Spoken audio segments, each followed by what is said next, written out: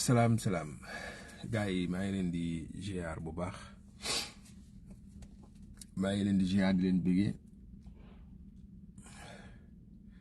dama bëgg a def une petite vidéo rek benn live bu gaaw vite fait bu leen bàyyi xel nag sama kanam quoi j'ai vraiment nalaw ma guddi gi yëpp en fait donc maa ngi jéglu quoi ci donc gars yi maa ngi leen di ziar di leen bëggee quoi dama bëgg a def benn live vite fait bu ngeen ko mënee partager parce que suma compte bi moom gars yi dañ koy signaler rek quoi donc si vous pouvez partager je sais pas moi mettre des cœurs ñu def benn live bu gaaw quoi du yàgg vite fait xam nga leeral focus bi un peu quoi donc maa ngi leen di bëggee di leen ziar am lu ndaw rek lu ma bëgg a wax fàttali ko Sénégal fàttali ko patriote yi surtout en fait mais avant tout damay saluer la maturité et la responsabilité des responsables de Pastef, des responsables de la coalition Diomaye. Mat nañu li tax ñu teg leen fi ñu leen teg parce que def nañ li ñu war a def mooy bu mbir amee Sénégal ñu coow ko rek ce n'est plus un fait social, ça devient un phénomène social. Et lii c'est une responsabilité en tant que responsable, lii c'est responsable en tant que des gens qui aspirent à gouverner ce pays mooy ñu jël cette posture qu'ils ont, cette posture républicaine bi nga xamante ne nii c'est ça l'image de Pastef, c'est ça l'image de la coalition Diomaye, c'est ça l'image du président Diomaye, c'est ça l'image du président Ousmane Sonko. mooy nga nekk un leader boo xam da ngay uuf Sénégalais yëpp, mooy nga nekk un leader boo xam da ngay compatir ak Sénégalais yëpp, mooy nga nekk un leader boo xamante tu sors au-dessus du lot en fait. Comprendre nga mooy nga nekk koo xam tu n'es pas juste un simple citoyen boo xamante ne nii voilà tu peux dire ce que tu veux quand tu veux et comme tu veux en fait. Donc damay saluer la responsabilité, damay saluer l'intelligence politique, l'intelligence sociale, damay saluer la sensibilité de ceux qui portent ce projet là bi nga xam ñun dañ ci am yaakaar et dafay dëggal que ne ñun Sénégal rek moo ñu ñor, Sénégal la tax ñu xeex, Sénégal rek moo ñu yëkkati en fait. Et quelle que soit la circonstance, position de principe yi nga xamante ni nii depuis 2014 moom la Pastef mës a am ñun mësuñ ci am gàcce en fait. Tout ce qui s'est passé dans ce pays là vous pouvez aller voir que mu nekk lu métti ñun, que mu nekk lu métti Sénégalais, que mu nekk lu métti si suñ koo xamante ni peut-être mën na nekk suñu noonu anyway.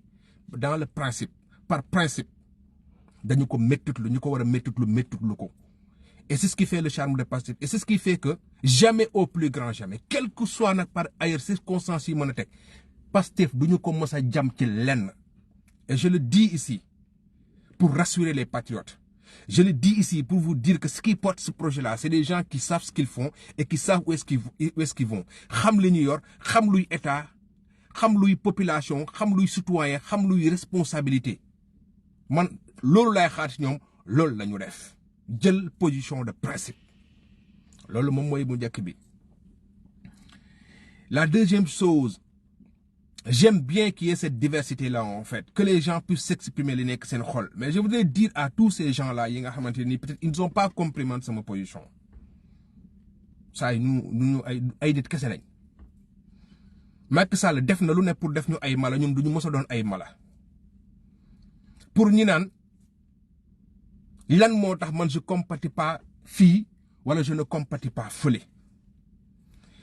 Le juge Samba Sall bi mu décédé, je fais partie des patriotes yu toogoon fi si réseaux sociaux ne maa ngi koy jaale, maa ngi koy masa, maa ngi koy mettiltu. Am na ñeneen ñu amoon beneen position parce que loolu c'était le ressenti en fait. Mais j'ai dénoncé posture bi mu am pour que beneen juge du am posture boobu noonu. Donc dans le principe, il y a beaucoup de choses peut-être qu'on ne sait pas. Mais le gars que vous voyez là, bi nga xam tey amul compassion peut-être, c'est pas que je me réjouis, hein, je dis que j'ai pas de compassion.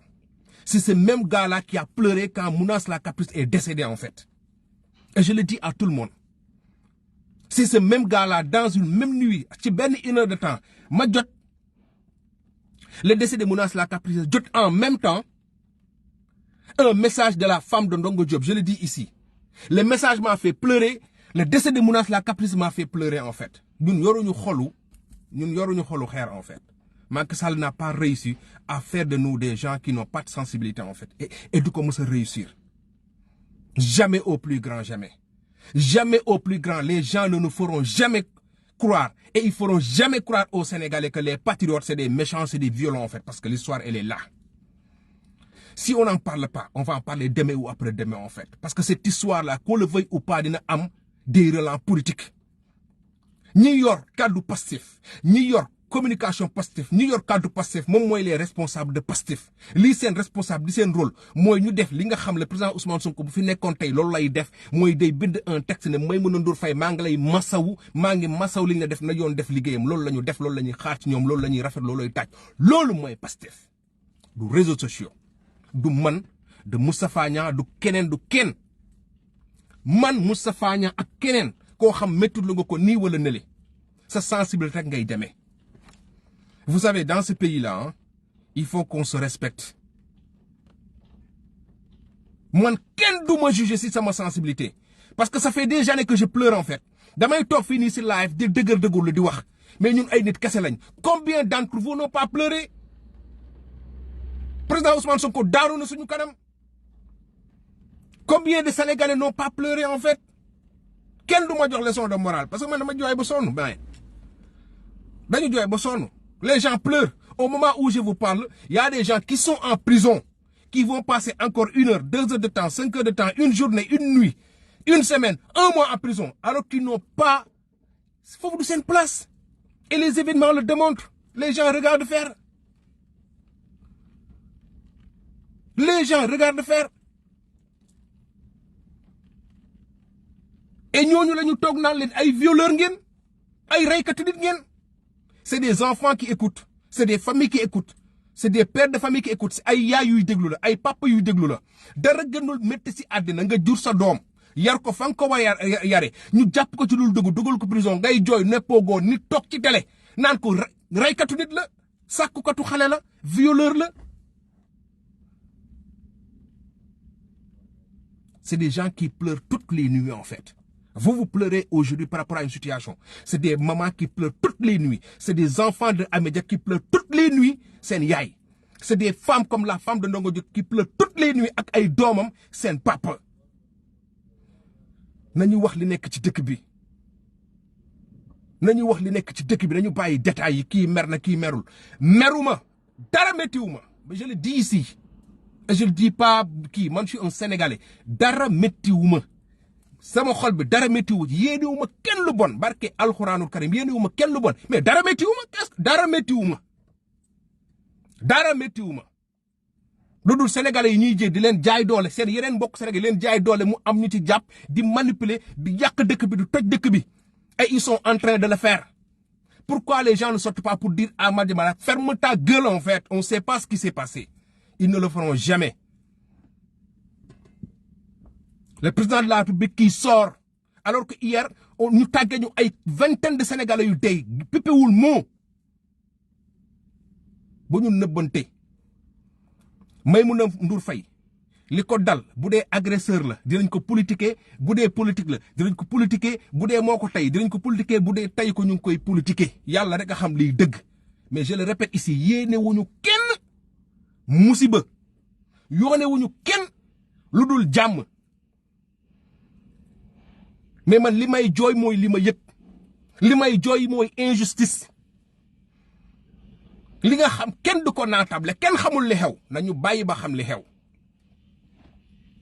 nañu moytu liy xew Sénégal te gis nga ñun ñuy xeex système bi on va reproduire les mêmes conneries yi système bi def mu doon benn reproduction sociale boo xam dafay ñëwaat. Moi, cette compassion par circonstance, en fait. Cette compassion par mode, en fait. Diou la fait, il faut me def, il faut me profiter wane, il faut me profiter def. Lolu mo gangrène li yeb ñu am. Lolu mo gangrène yi yeb di xew. Amna ku ma ne sa diine daf la ne bu nit bu ko malheur dalé da ngay compatir wala nga noppi. Mais bu ñu noppee musiba am Amy Ndiaye ñii bi dafa ñëw nañu dafa ëmb bu ñu compatiroon ci ëmbam bi ne malheur bi ko dal ëmbambe la bu ñu noppi woon député pur ci prison bi la ñuy dee. Adji Sarr bi mu ñëwee layam ay bët xoolal tuuri ay rongoñ gàddu biiram sol mal fam bu ñu ne woon dañuy lii malheur la on se tait Ousmane Sonko mi ngi ci kaso bi dañu nekk ci benn société boo xam nañ ko nan lay fonctionner nañuy bañ di naxante dañu nekk ci benn système boo xam nañ ni kii te nag yàlla dafa def Maïmouna Ndour Faye yàlla def li gën ci moom yéene wuñu kenn lu bon mais amuñu ci luñ ciy neex ak luñu ci naqari defuñu dara mais ci système bi la bokk ci ñuy yàq la bokk. léegi vous voulez que moom muy toog 24 heures sur 24 di toog ci téléem di manipuler ay nit ñu dee ñi dee mu ne ñoo ñooy violeurs yi ñi génn ñu jàpp seen doom mu ne ñoo ñooy reykatu ñu wax ko ouvertement ñëpp di ko dégg vidéo yi ne fi ñu xëy ñu ne am na accident jam nañ ko xamuñu ndax dafa am problème ak dëkkandoo mu jam ko xamuñu ndax dafa am problème ak ka muy liggéeyal mu jam ko xamuñu ndax employé moo ko jam xamuñu kan moo ko jam. Systématiquement, déjà, les gens te parlent de liberté de la presse. Qu'est-ce qui vous dit que ban policier, ban enquête, moo génnee que ne li ko dal c'est lié à son travail ñëpp ñu génn il parle de liberté de la presse amul benn élément buñ la génneel pour ne la ki rey kii de liberté de la presse moo tax mu rey ko alors que moom au-delà de son travail yaay la peut-être leneen ak dëkkandool ak leneen. Pour vous dire que dans ce pays-là, il y a de la manipulation. Man nak dama newul ci ay tiaxan. Je le répète ici, yéenewuma kenn lu bon. Mais la ma neex ak la ma naqari comme ni ko Moustapha ñëwee mooy maa mu sama làmmiñ maa mu sama xol maa moom li may yëg. ñun ci jooy lañu dëkk. ci jooy lañu dëkk patriote dañu waxante dëgg. Gis nga Pastef ñun ci jooy lañu dëkk. Kenn duñu jox leçon de morale ci métti ça fait 10 ans ci métti lañu dëkk. Dañoo jooy ba bëgg a dee. ñun ñi ngeen di gis fii ñuy toog di live di dëgër dugg dañuy jooy ba bëgg a dee dañu ñëpp a feebar kenn wirut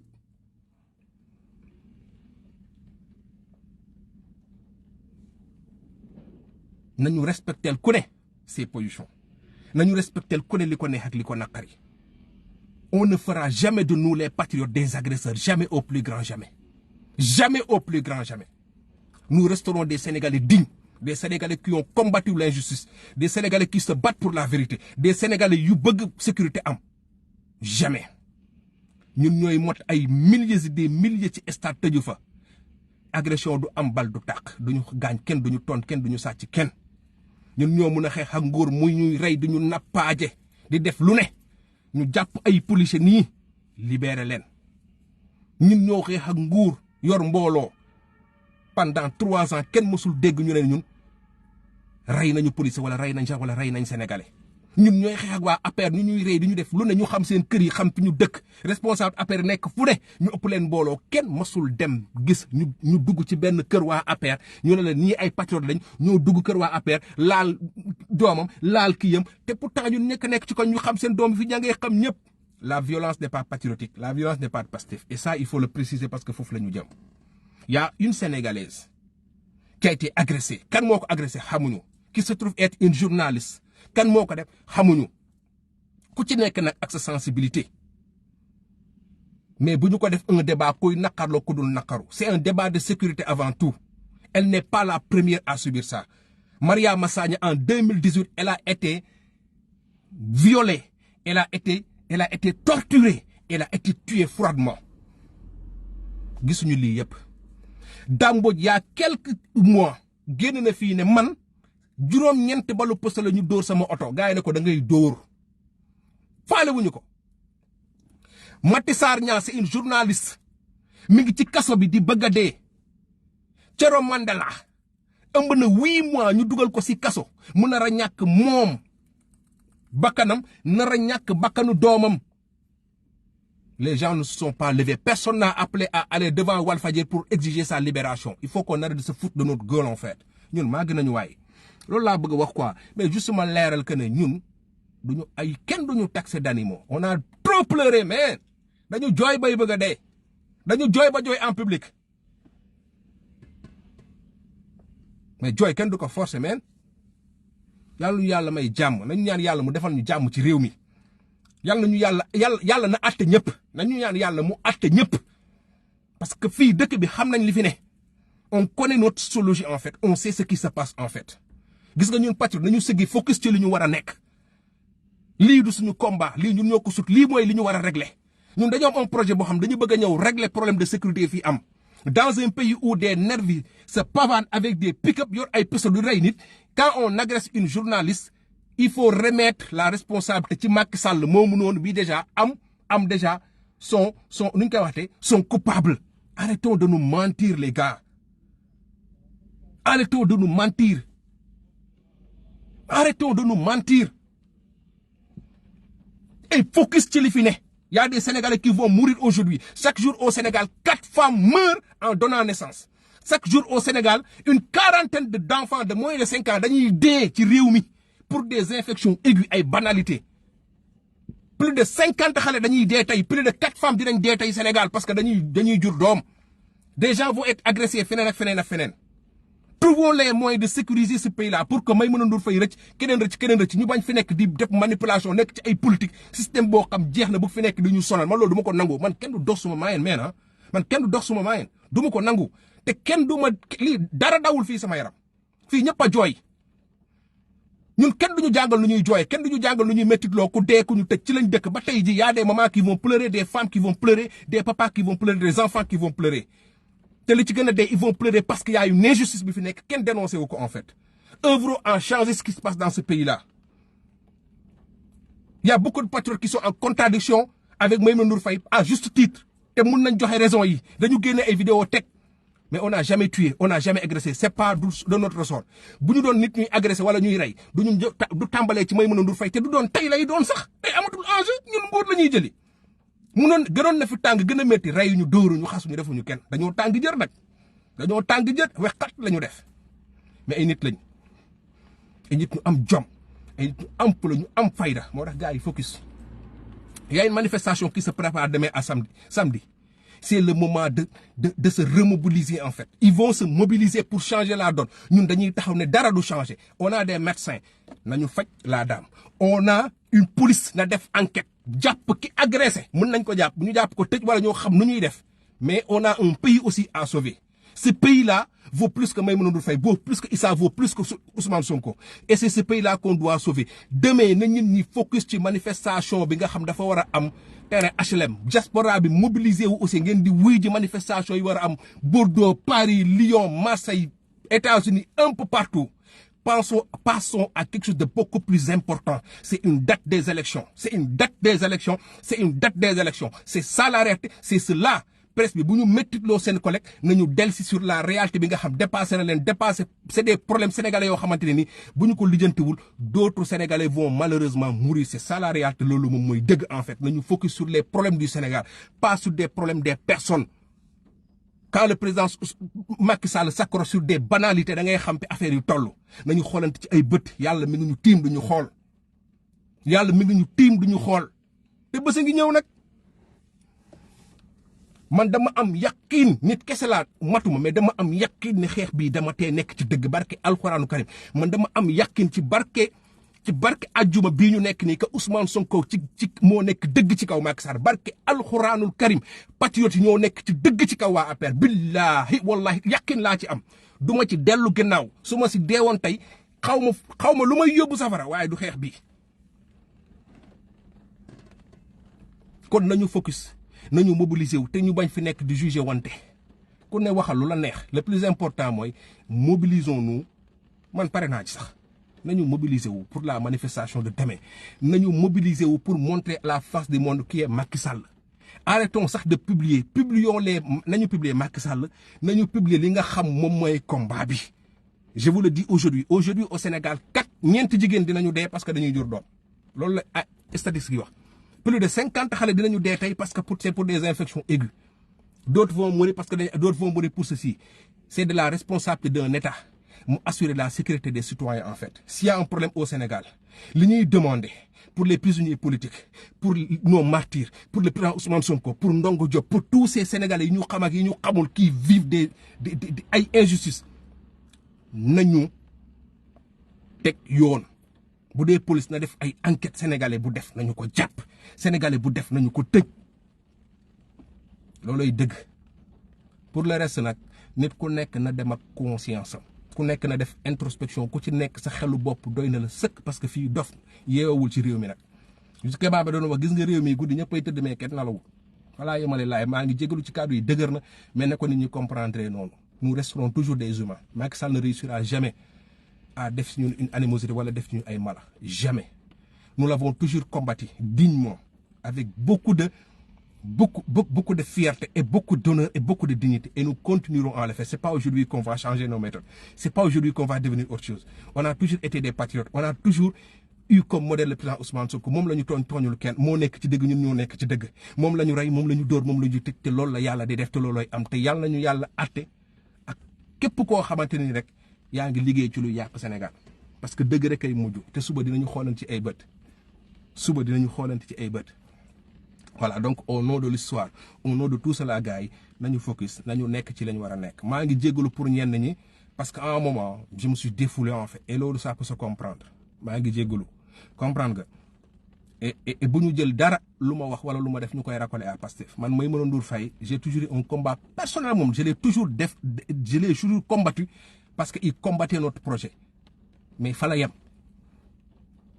xam nga lan mooy le charme de tout ça mooy la veille ñun dañu décidé woon dem porter plainte on est resté dans la légalité en fait ku pare pour porter plainte ku dem ba xelam may ko mu porter plainte collective ba ñun ñëpp ñu def la publication mais où est-ce que tu vas aller faire foutre de bordel ou quoi que ce soit foofu la ñu jëm man dama ci anticiper mais ñun patriote gis nga buñ ci paree ni wax ba géex nañu dem vers l'essentiel et que ñu bañ a ragal débat bi fii ku fi dugg ba tudd ci lii wala la ñu dugg fi tudd la leneen ak leneen réew mi kenn moomu ko kenn ëppalewu ci kenn laa lay wax nii kenn ëppalewu ci kenn te on restera là on fera face avec tout donc fii lu ñuy ragal amu fi lu ñuy daw amu fi ñuy def dara c'est l'homme qui a peur sinon y a rien ku deful dara amuloo looy ragal nañu focus sur nos objectifs mooy mu jox ñu date moom Macky Sall mooy ñu dem élection avec la coalition Diomaye avec la liste des 19 candidats validés par le conseil constitutionnel ku nekk dem campagne pur jaar fii Aly Ngouille Ndiaye jaar fa ca des Boun Dionne jaar fale Amadou Ba jaar fii Pape